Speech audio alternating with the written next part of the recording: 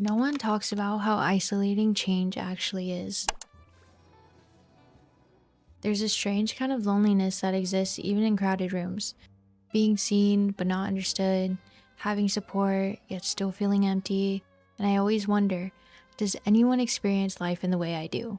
Does anyone else feel everything too deeply? Trying to process grief, betrayal, anxiety, burnout while still showing up? Still trying to have a good time with people around you? Eventually, I learned to remove myself. Not because I don't belong, but because I started seeing myself through someone else's lens. I used to always surround myself with people, distractions, drugs, and almost had a nihilistic view on life because I wanted to escape who I was. And eventually, I learned that I can't run away from my problems, let alone myself. So I willingly put myself through a season of isolation. I realized I wanted to break free from cycles of trauma and bad habits, even if it meant I had to start over.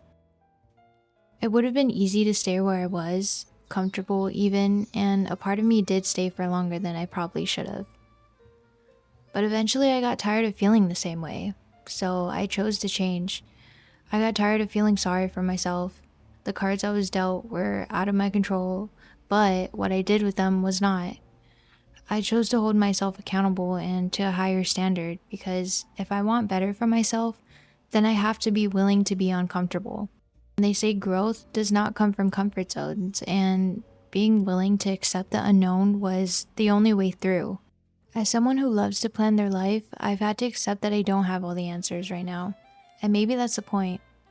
If I knew exactly where my life was going, or if I knew my purpose right now, there'd be no surprise, no reward, no whimsy.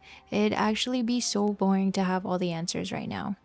There were many nights where I just sat in my car, no music, no phone, just me, myself, and my thoughts. And those moments were really hard because I know how uncomfortable it is to face yourself. And it was those moments that made me realize that I had to stop judging myself for the life I was given. And if I really wanted to change, I first had to be aware enough to stop living on autopilot. Looking back, I see now that I had to go through this season of hibernation because by going inward, okay, sorry to be corny for a second, but I feel like I found myself again.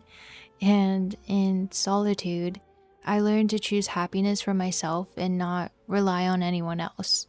And maybe that could be my hyper independent speaking, but anyways, sure, I've been through fucked up shit and I can give myself a lot of excuses, but at the end of the day, I am responsible for myself. So instead of loneliness, I'm choosing to see this season as like a rebirth. And choosing to withdraw myself allows me to be my full self without judgment. So, anyways, was 2025 a year of closing out cycles for anyone else? Please let me know. But thank you if you made it this far, and I'll see you in the next one.